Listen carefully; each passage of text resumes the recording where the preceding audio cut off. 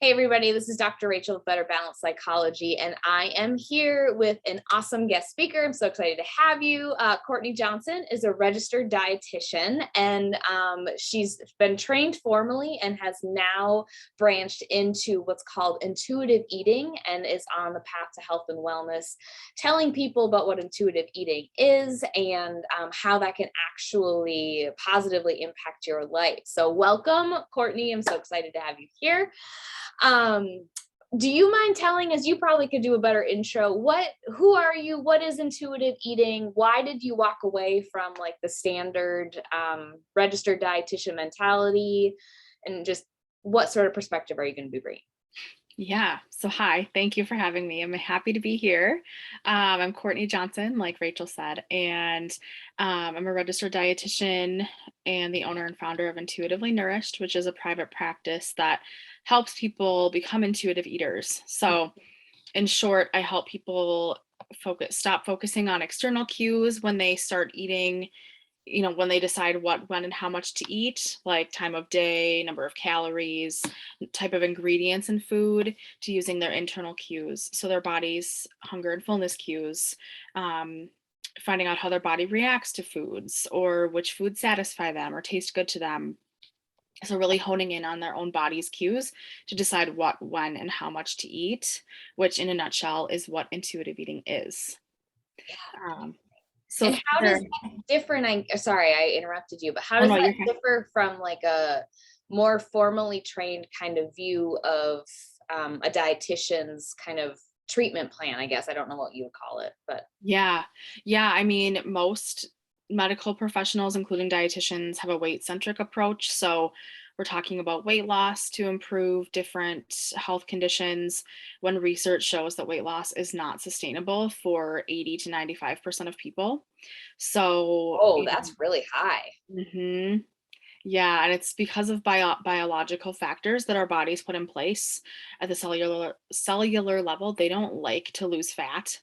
And so they put measures in place like slowing down metabolism or increasing cravings, increasing hunger, um, stopping unnecessary processes like a woman getting a period, or stopping hunger cues, because if it doesn't want to waste energy when less energy is coming in.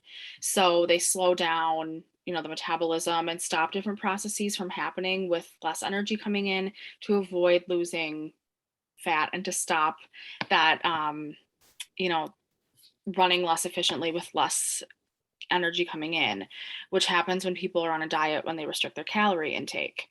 But the diet industry is huge. It's a $79 billion industry. And so this marketing that weight equals health is still very alive and well. And even though we have a lot of research to show the opposite, it's not what mainstream knowledge is. Like, everyone still equates weight with health. And so intuitive eating takes the opposite approach of looking at behaviors and how can you trust your own body, um, to make decisions. We trust our bodies when they tell us we're tired. We trust them when we tell us that they have to go to the bathroom. Everything besides like being hungry, we're taught that we can trust our body, but diet culture tells us if you're hungry, you better drink some water because you might be thirsty. So we're taught that we can't trust ourselves with our hunger cues. And so we just lose that. And so intuitive eating strives to get people back in touch with their body when it comes to hunger and nourishment, so that we can listen to our body, because those are the best tools that we have. There are all these caloric equations, research on the internet, you can find 10 different ones, but the best calculator and equation is your body, because when you listen to it, it'll tell you what it needs. That's so fascinating. Like, that this is good. I was already gonna blow my mind. I'm so excited we're doing this. Because like even something as simple, like you said, as like using the restroom, we don't really question that. We Mhm. just, but we're questioning from probably from like a societal standpoint. Because I'm thinking when, growing up as an infant, you cry when you're hungry. You don't know any different. When Mhm. you're a toddler, even, you're like, I'm hungry, and we're told no you're not, or you just ate, or like, so it starts so Mhm. young. Yes. And then obviously getting into teens and body image stuff in the US Mhm. and what sense of beauty is and blah, blah, blah. That's a Right. whole different conversation. But like, that's really interesting how we don't, even as like, I'm in my 30s, like, as you know, I'm not questioning when I have to use the restroom, but I do questions like, well, what time is it? You know, how long ago did I eat and why am I hungry? And it's like, does it matter? Like if you're getting, so that's really, really cool. Mm-hmm. And I love, so when you said intuitive eating is more like about the behaviors and obviously like listening internally, you probably have a really interesting perspective then.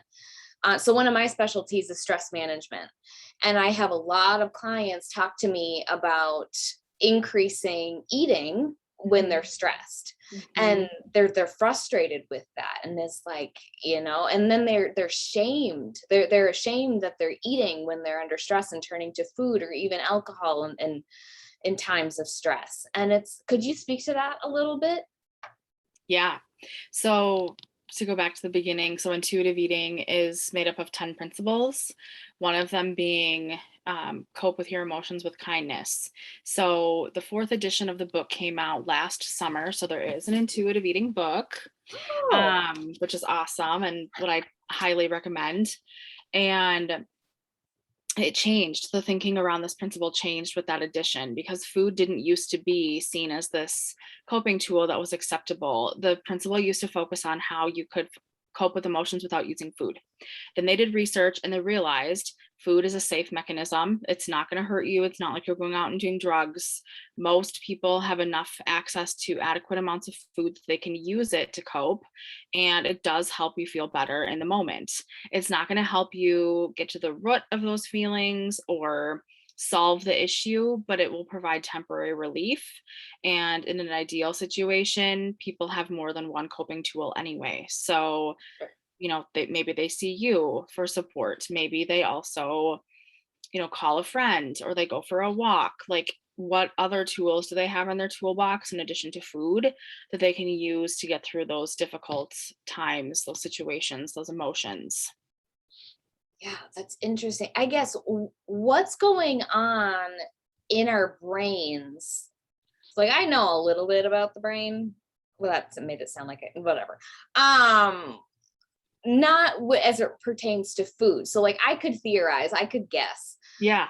When we're stressed, I obviously know what's going on with the brain then, but why we would turn to food? Is it something with like the pleasure part of our brain, comfort? You know, we hear the term all the time, comfort food. Um, Hmm. what at like the, if you know the biological, the cellular level, what's going on? Yeah. So the brain produces a neuropeptide called neuropeptide Y, and that induces the craving for carbs. So Oh, I gotta starchy love things, that. potatoes, bread, rice, chips, what else? Fried stuff, you know, fries, whatever. Anything with carbs is very appealing because that neuropeptide Y induces cravings for them. And so anytime we're stressed or even in other situations like we've gone a long time without eating or we're feeling hungry, the brain creates more of that neuropeptide Y Mm, to increase cravings for carbs. So in particular, you hear about people typically going for carbs in those situations, for sure. which sometimes can be comfort food. And that's why. And one reason why. Why? So then does when we're under stress, is there then an increase in that neuropeptide Y? Then Yeah. kind of a Yep. correlation there. Okay. Hmm. Hmm. Interesting. Yeah. Yeah. It is very interesting. So like it's a legitimate, I mean, not that I didn't think it wasn't, but like that's a legitimate biological craving we're talking about here in times of Mhm. stress. Mhm. Yeah. Yep. Wow. Yep. Hmm.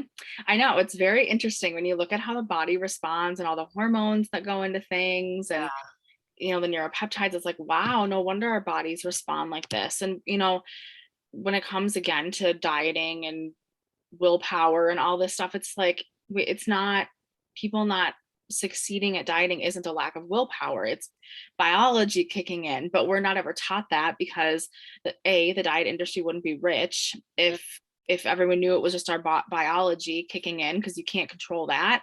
And B, it's not mainstream knowledge because of that reason. So people don't know. They're just like, oh, I just lack willpower. And then the guilt packs on and that binge restrict cycle can start. And it's just a vicious cycle.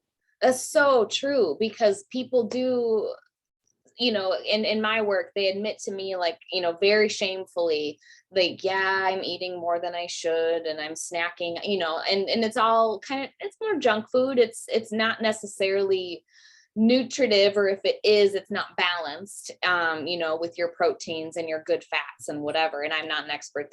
That's you, but definitely carb heavy.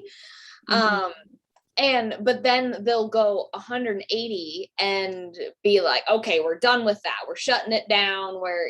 And so it's like, okay, well, that's not necessarily healthy either. Kind of what you were Mhm. saying is that creates this vicious cycle. And, so what I call that is black and white thinking, or Yeah. those are the only two options: is you're all Mhm. in, all carbs all the time, or you're not eating hardly, you're eating carrots and water, like, it's like, okay, so, like, I guess on this side, and I'm not an eating disorder specialist by any means, but what's going on at the cellular level for people to restrict, or when they restrict, maybe would be a better way to ask that. Yeah.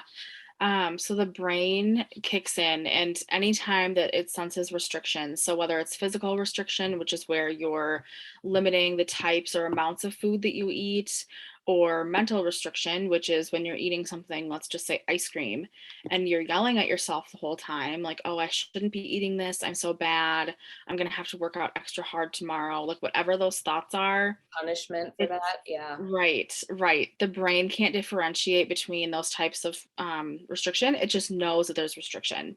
So then it hyper focuses on whatever that is. So ice cream again, if it knows that ice cream is limited, even if you're eating it, but you're still berating yourself as you're eating it, it's like, oh, this is restricted. This is super exciting. So I better eat this whole carton right now while it's still available, because it's not available all the time. And so, like, anything that's restricted, whatever it is, whatever kind of food, the brain tends to hyper focus on it. And so, through the intuitive eating process, we work on neutralizing our relationship with food, giving ourselves unconditional permission to eat all foods. Because Mhm. then, as food is more available, like any stimulus, whether it's a shirt or a car or whatever, it'll wear off in excitement the more exposed you are to that stimulus. Yeah, And for then the sure. brain is like, oh, it's just ice cream, like whatever. I can have that. Whatever. I can have that anytime. Like, you don't need to eat the whole carton. It's available. Like, go ahead, and if you want some, have some. And it's just much easier to listen to your body then, because you're not like gorging yourself on ice cream, because your brain isn't in that restricted state anymore. Yeah, that makes so much sense. Well, and then I could see, so the restriction, that isn't sustainable. What did you say? 80 to 90% of people aren't successful? Like, that's a stat I've never heard. That's insane. Mhm. Um, is that, so you restrict, restrict, restrict, and then all of a sudden you have that taste of ice cream, and then, like you said, the brain kicks in and is like, this isn't around all the time, eat the whole carton. Mhm. And so now Mhm. we're back in this camp, right? And so Right. that kind of the cycle you were Mhm. talking about, the Binge restrict flip-flopping? cycle. Yeah. Yeah. Yeah. Yep. Yep. Yep. And then you feel guilty for binging, and then you Mm. restrict, and then you hate restricting, and then you binge. It's just, that's basically what the diet cycle is that binge restrict. Well, Mhm. and in the culture, again, your area, but, like, is that kind of the yo-yo diet, sort of like what that means? Yeah, yeah. I mean, yep. So like yo-yo dieting is basically where someone is always trying a new diet, or yeah, they went on a diet, they got tired of it, they binged, and then they found this new diet and they're like, "Oh, I'm going to try that." And it's just this pattern. So typically, yes. I mean, maybe it involves trying different kinds of diets, but a diet is restriction. So yes, restriction binge. Yeah. Wow. Mhm.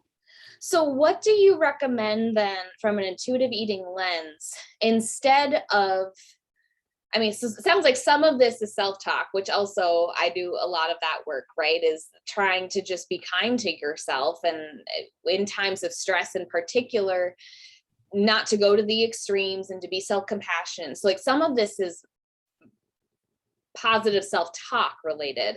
But as Mhm. far as food choices, if we are kind of looking at times of stress and we're having that biological pull to eat that neuropeptide Y, I think, like to eat all of the stuff, what do we do with that? Yeah. Um, I mean, I would take a look at each situation. Is it recurring? Like, could it be, if you feel like you're feeling sad all the time, you're the expert at more mental health disorders, Sure, but like sadness, I tie with depression. sure, So, if you're feeling sad all the time, like, could it be a sign of depression? Like, is that something that you need to have evaluated to treat the depression, to sure. get to the root of that sadness? Um, are you feeling better when you're eating? Are you like binging and then you feel sick? Like, is it constructive for you, that eating? Are there other tools that you have that you could try, or could you add others in, like walking, calling a friend, petting an animal, like whatever it is? Like, are there other tools that you could try? I'm not saying food is bad. I'm just getting back to that whole more tools in your toolbox is always good. Absolutely. So like one thing might be to look at is like the chronic nature of, is this recurring, in which case let's look at the underlying cause, but also Mhm. looking at, again, the food inherently isn't bad, which is already like a mental shift for me and other people, I think. But also, if that's your only coping mechanism, then let's try to add some additional tools in the toolbox Right. in addition Right. to that. And Mhm. yeah, assess the how helpful they are or not. Yeah. Yeah. Yeah. I think, everything is individualized that I do. And I think that's with you too. So, yeah, looking at each situation, we can't, getting away from that black and white thinking, because everyone's individualized, health is individualized. And so we can't just say, oh, food is good or food is bad for you and coping. It's like, well, let's look at the situation. So, It's just unlike anything I think I've ever heard, that probably a lot of my clients have. If they've heard Mhm. it, they definitely are up against the whatever multi-billion-dollar industry that's saying no food's bad. Right. Right. Yeah, Yeah. very cool. Well, I if people want to learn more about you, to work with you one-on-one, where can they go to get more information? Yeah, so I have a website, intuitivelynourished.com. And then I also have a Facebook group called the Intuitive Eating Health at Every Size Body Positive Community. I can send you these links. Yeah, that'd Um, be great. and then I also have an email, Kourtney at intuitively nourished.com. But like I said, I'll send you those links so you guys don't have to like intuitively nourish. Like, I know it's long. So I I'll want just to. send them to you. It's easier to click on them. Yeah, So absolutely. yeah. Yeah. Well, this has been so cool. I really appreciate you spending some time educating me, educating my clients. I'm going to post this all over the place so people can get it. And y'all, like, Kourtney is such a joy. I've talked to her a couple times. I really respect what she's doing. She's very vulnerable and shares her own journey with us kind of lay people, which I think is rare. So I definitely stand by. If you are interested at all, check out her website, check out her info. It's just, from a health and wellness perspective and mental health, like, it takes away that shame, it takes away that negative self-talk, which really is just pervasive in our culture. And obviously we overlap in trying to decrease that in our clients. So Yeah. big Yes. fan, all best to say. Thank So, you. Yeah, and I yeah, agree. I think, yeah, our missions align really well. And, you're a great resource for mental health. And it's always exciting to find someone who's kind of similarly aligned, because it doesn't always happen. agree, So, agree. yeah, Yeah. yeah. Well, thank you so much, and we will probably talk soon. Yes, thank you. Bye. Bye.